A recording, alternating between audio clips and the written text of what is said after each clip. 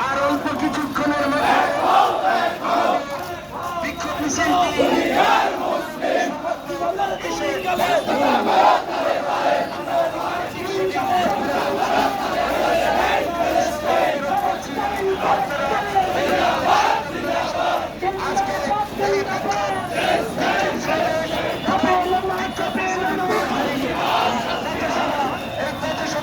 অবস্থান করবেন। আমাদের আজকের এই পথসভায় যে সকল বক্তব্য দিবেন বাংলাদেশ জামাতে ইসলামী নাটক ছিলাম সাধারণ সম্পাদক আমাদের